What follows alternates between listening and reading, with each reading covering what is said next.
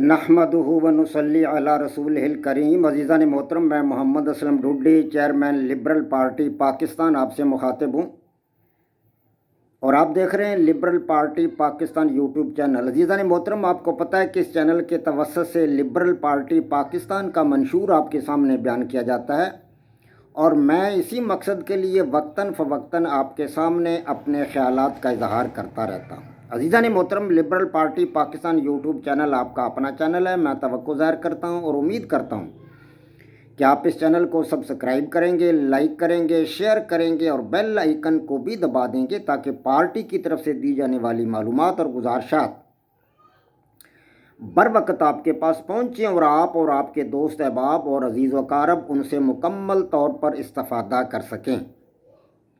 عزیزان محترم، آپ اس حقیقت سے بھی آگاہ ہیں کہ لبرل پارٹی پاکستان کے بینر تلے، اس کے سٹیج اور اس کے پلیٹ فارم سے آپ کے سامنے ان دنوں 7 قسم کے اہم ترین پروگرام پیش کیے جا رہے ہیں، جن میں سب سے پہلا پروگرام قرآن پاک کی تفسیر کا پروگرام ہے، یعنی فہم قرآن۔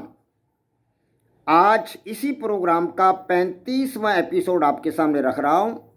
اس سے قبل اس کے 34 ایپیسوڈ آپ کے سامنے بیان کر چکا ہوں۔ عزیزان محترم، آپ کو پتہ ہے کہ اللہ تبارک و تعالیٰ کے اسماء الحسنی کا مطلب اور مفہوم آپ کے سامنے بیان کر رہا ہوں، اعوذ باللہ من الشیطان الرجیم کی تفسیر کے حوالہ سے۔ آج 35واں ایپیسوڈ آپ کے سامنے پیش خدمت ہے۔ آج اللہ تبارک و تعالیٰ کا 84واں نام الغافر یہ آپ کے سامنے پیش کروں گا، اس کا مطلب اور مفہوم آپ کے سامنے رکھوں گا۔ تو عزیزان محترم، الغافر کے میں نے گناہوں کو معاف کرنے والا الغافر، غافر کے لغوی معنی ہے چھپانا یا ڈھانپنا۔ محاورہ ہے اغفر ثوبک فی الوعاء، یعنی کپڑے کو صندوق میں رکھ دو، یعنی چھپا دو صندوق میں، اغفر۔ اور مغفر کہتے ہیں آہنی خود، جو سر کو ڈھانپے، آہنی خود۔ تو قرآن پاک میں غفور اور غفار کا استعمال اکثر ہوا ہے، غفور الرحیم، اس طرح کے الفاظ قرآن پاک میں اکثر جگہ پر آتے ہیں۔ مغفرت اور غفران اللہ تبارک و تعالیٰ کی خاص صفت ہے۔ جی ہاں، تو اللہ تبارک و تعالیٰ کے سوا کوئی گناہوں کو معاف کرنے والا نہیں، اللہ تبارک و تعالیٰ ہی گناہوں کو معاف کرتا ہے۔ جی ہاں، انسان گناہوں کو معاف نہیں کرتا، جانور گناہوں کو معاف نہیں کرتے۔ جانوروں کو تو ہم نے دیکھا ہے، ایک دوسرے کے بدلہ لینے کی کوشش کرتے ہیں۔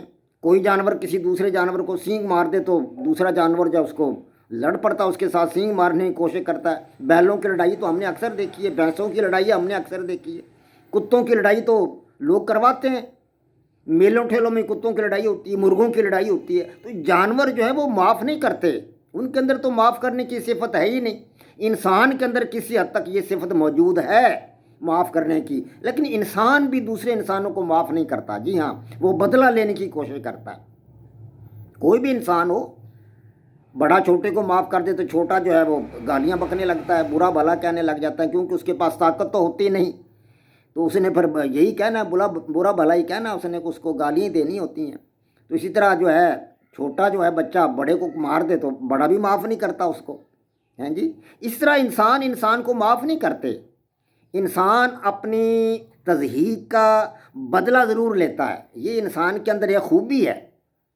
جی ہاں، اللہ تبارک و تعالیٰ کی ذات ہی معاف کرنے والی ذات ہے، اور کوئی ذات ایسی نہیں جو انسان کو معاف کرے، انسان کے گناہوں کو ان سے درگزر کرے۔ تو اللہ تبارک و تعالیٰ کی ذات انسانوں کے گناہوں کو معاف کرتا ہے اور گناہوں کو چھپا دیتا ہے۔ جی ہاں، تو اللہ تبارک و تعالیٰ جو ہے وہ قیامت والے دن انسانوں کے گناہوں کو چھپا دے گا، ان پر پردہ ڈال دے گا۔ قرآن پاک کی سورہ مبارکہ ہے نا، سورہ زلزال، اذا زلزلت الارض زلزالہا واخرجت الارض اثقالہا، کہ وہ دن جس دن زلزلے کی مانند زمین ہل پڑے گی، جس طرح زلزلہ آ جاتا ہے زمین میں، اس طرح زمین ہل جائے گی۔ اذا زلزلت الارض زلزالہا واخرجت الارض اثقالہا، اور اپنے اندر کے وہ جو خزانے زمین کے نیچے چھپے ہوئے، ان تمام خزانوں کو زمین باہر اگل ڈالے گی۔ وَأَخْرَجَتِ الْأَرْضُ وَثَقَالَهَا وَقَالَ الْإِنسَانُ مَا لَهَا، اور انسان پکار اٹھے گا کہ اوہو یہ کیا ہو گیا، زمین کو کیا ہوگا جس کے اوپر میں ایڑی مار کر چلا کرتا تھا، جس کے اوپر میں تکبر اور فخر کے ساتھ چلا کرتا تھا، جو میرے سامنے دم نہیں مارا کرتی تھی، جو میرے سامنے ہلا نہیں کرتی تھی، میری ہر بات کو مانا کرتی تھی، میں اس پر ہل چلایا کرتا تھا اور فصلیں بویا کرتا تھا، لیکن اس نے کبھی اف نہیں کی میرے سامنے۔ آج یہ زمین اپنے اندر کے تمام خزانوں کو باہر اگل رہی، یہ کیا ہو گیا؟ وقال الانسان ما لها یومئذ تحدث اخبارها، اس دن وہ تمام باتیں نکال کر باہر کرے گی انسان نے جو گناہ کیے، جو غلطیاں کی، جو انسان اپنے پیروں سے چل کر گناہ کے کسی گھر کی طرف گیا، شراب خانے کی طرف گیا، جوئے خانے کی طرف گیا، زنا خانے کی طرف گیا، جہاں بھی کوئی انسان گیا اپنے قدموں سے چل کر یا اس نے اپنے ہاتھوں سے کوئی گناہ کیا، وہ سارے کے سارے گناہ زمین بیان کر دے گی کہ اس انسان نے فلاں جگہ پر میرے اوپر، میرے سینے کے اوپر یہ گناہ کیا، اس نے اپنے فلاں ہاتھوں سے میرے سینے کے اوپر یہ گناہ کیا، اس نے اپنے جسم سے میرے سینے کے اوپر فلاں شخص کے ساتھ، فلاں خاتون کے ساتھ یہ گناہ کیا۔ زمین تمام باتوں کو بیان کر ڈالے گی۔ وقال الانسان ما لها یومئذ تحدث اخبارها بان ربک اوحی لها، اپنے پروردگار کے سامنے یہ ساری باتیں زمین بیان کر ڈالے گی، اور انسان کی انگلیاں بولیں گی، انسان کے ہاتھ بولیں گے، انسان کی زبان بولے گی، انسان کا سر بولے گا، اس کے قدم بولیں گے کہ یہ بندہ ان قدموں کے ساتھ چل کر وہاں گیا تھا، گناہ والی جگہ پر گیا۔ ہاتھ بولیں گے انسان کے اعضاء بولیں گے، یعنی انسان کے اپنے اعضاء اس کے خلاف گواہی دیں گے۔ لیکن اس دن کون ہوگا غفور الرحیم؟ جو اللہ تبارک و تعالیٰ کے سوا جو بندے کے گناہوں کو چھپائے گا۔ اللہ تبارک و تعالیٰ کی ذات ہی ہے جو اس دن انسان کے گناہوں کو چھپائے گا۔ قیامت والے دن اللہ پاک انسان کے گناہوں پر پردہ ڈال دے گا، جتنے بھی گناہ انسان نے کیے ہوں گے اللہ تبارک و تعالیٰ کی ذات ان پر پردہ ڈال دے گی۔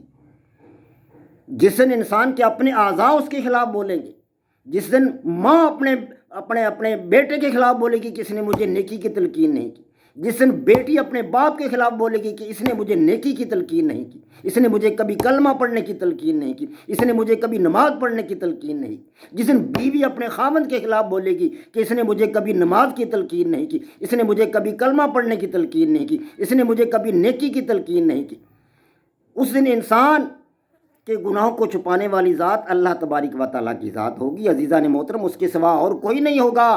اس لیے استغفار کرتے رہنا چاہیے، اللہ تبارک و تعالیٰ سے اپنے گناہوں کی معافی مانگتے رہنا چاہیے۔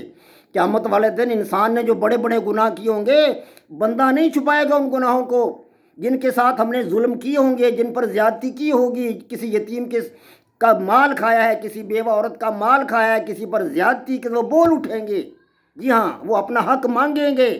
انسان کے جسم کے اعضاء بھی اس کے خلاف بولیں گے، لیکن فقط اللہ تبارک و تعالیٰ کی ذات اس دن انسان کے گناہوں کو چھپانے والی ذات ہوگی۔